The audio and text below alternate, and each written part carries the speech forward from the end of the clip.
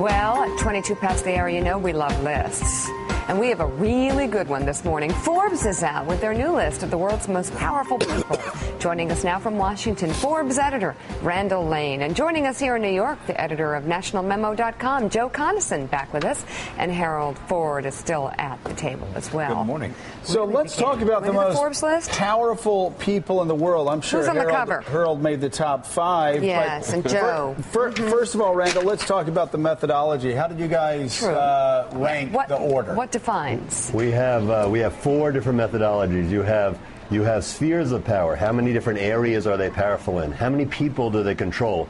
How many resources? How much resources do they control? Money, oil, things like that. And then how do they use their power? How actively do they wield it? So those are the 4. That's a powerful hat you have on.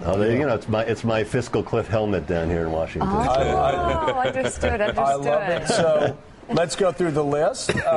Not surprising. Who's at number 1? Well, a re-elected Barack Obama back at number 1. 2 years ago we had Hu Jintao, so it's not automatic that the president's number 1. But this year, with a kind of a mini mandate, 4 more years, and the de facto leader of the free world, it's a pretty easy selection, number 1. And Angela Merkel, number 2. That's easy to understand. Europe goes through Germany, and Germany goes through Merkel. Yeah, let's talk about Vladimir Putin coming in at number 3. Yes, and he's been on the list even when he wasn't president, because we all know who was still running the show then. But he's back up there with a bullet. He's been as high as 2 on this list. And here's somebody who has a UN Security Council permanent seat, controls a huge oil and gas reserve, has a nuclear-tipped army, and wields his power obviously very effectively. And loves to show his muscles. He does. As many times as possible. Very powerful in many ways, that's right. Of late, Bill Gates has been the Rodney Dangerfield of Silicon Valley or Seattle. He gets absolutely no respect, but you give him plenty. He comes in at number 4. Why? This is where you talk about the spheres of power. Here's somebody who's trying to cure world disease. In terms of affecting millions of lives. And if you look at the fortune he has, think about how young he is. He's 57 years old. He's the 2nd richest man in the world. He has the most influential nonprofit in the world. And if you just look at who he's affecting, the agenda globally, Bill Gates actually has never been more powerful, even though he has almost nothing to do with Microsoft anymore. Yeah, number 28, Mark Zuckerberg took quite a tumble this year. He's way down, just like Facebook stock has taken a tumble, but it's not as much the stock price as much as kind of the bloom was off the rose. Pre-IPO last year, he was in the top 10, and it was the idea that the entire world was going to communicate through Facebook, and I think, the rough IPO and all the privacy concerns, he doesn't walk on water anymore. And that ranking reflects that. And so the cover story is about the Koch brothers. We have the Koch brothers talk to us. Number 41, and they have the 2nd largest private company in America. Tell us about them. That's right. We looked inside Koch industry. So Charles and David Koch brought us inside. We had our writer Dan Fisher spent a good amount of time traveling throughout the Koch empire, and it was their first interview since the election. If you want to understand the politics of the Kochs, you have to understand the business of the Kochs. These are people who work, they're not working on days or months or an election cycle kind of a worldview. They're working in decades. If you look at what they built, what Charles Koch specifically has built over 50 years. He's been CEO of Koch Industries almost 50 years. He started when he was very young, inheriting from their father. They have the long game. And so they have the long game in business. Yep. And their company is incredibly profitable and incredibly influential, but they're using that same philosophy in politics. And so, David Koch's telling us, people are just thinking, okay, the Kochs, that didn't quite work in 2012, so that's it for them. David Koch tells us, we're going to keep doing this in terms of the political stuff until we stop breathing, until our last breath. So the Koch narrative is not going anywhere. All right, great. Randall, quick question. I see the president of China, the old one is off, the new one is on, but you have them at 9. They own so much of our debt. They are influencing greatly oil and gas deposits and purchases. What explains the number 9 and not maybe 3 or 4? Xi Jinping is not president yet. He is head of the Communist Party and head of the army, but he hasn't received full power yet. So Hu Jintao, who was number 1 2 years ago, had all the Chinese power base is covered, where Xi Jinping is still moving up. So I think by next year you'll see him back, and I think that's a fair point. You'll see him back in the top 3 for sure. All right, Randall Lane, editor of Forbes, thank you so much for coming on, especially with your fiscal cliff helmet. I must get myself one. Yes, everyone should have one. All right, so let's go to Mark Halperin. And Mark, fascinating, the Koch brothers' philosophy as far as politics go. They're going to stay at this until they stop breathing.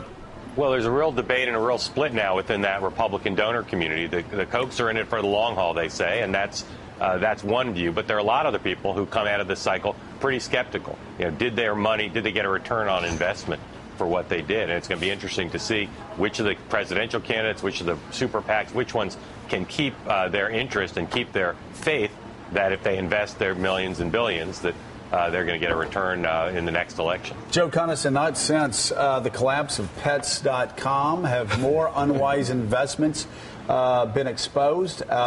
It's like Warren Buffett always says, when the tide goes out, you can see who's naked. Look at Sheldon Adelson. He contributed so much to so many Republican candidates. At the end of the day, only one of his candidates won. The Koch brothers as well. But they're coming back. They're going to stay involved.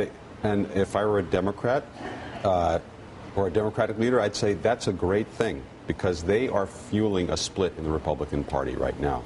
Their organization, Americans for Prosperity, a lot of what they've done over the last few years has created a great sort of sense of unreality among Republicans. In what way? Well, they push forward the Tea Party, which is now a huge problem for the Republican leadership, and they say they're going to keep doing that.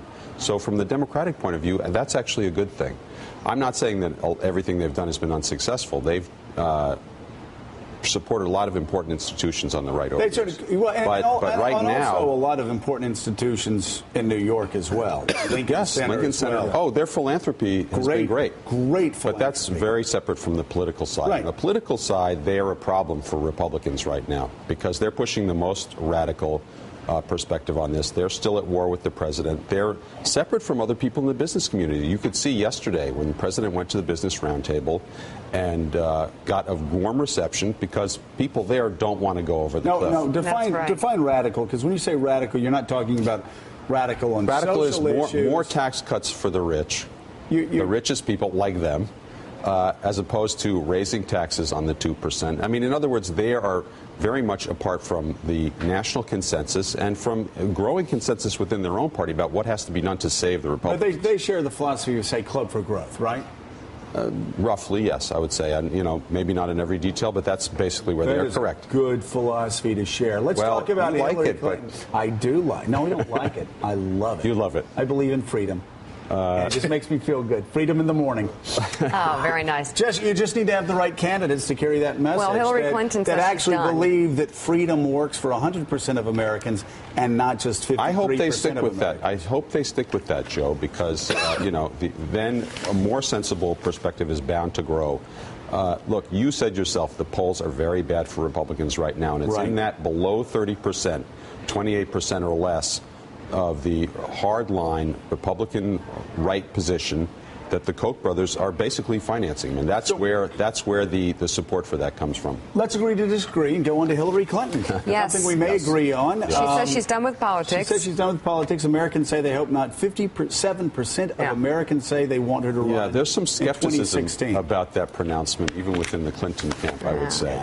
There are a lot of people who are expecting the fire bell to ring, and they're all going to have to come running out in 2016.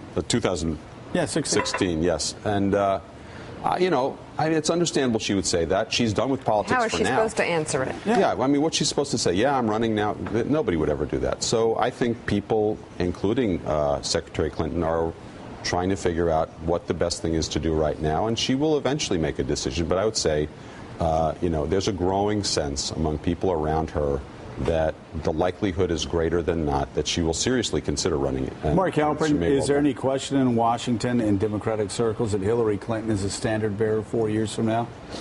Nobody I can find thinks anything but that, and they all think that part of why it's so likely is because she does want a little bit of time to do her peaches and speeches thing, but she's got the time. because there's not a person in the field, and that includes the vice president, who, if Hillary Clinton runs, can figure out a way to beat her, because she just brings, again, in my career, unprecedented strength as both a contestant for a party's nomination, but also as a general election candidate. Harold, do you agree with that assessment?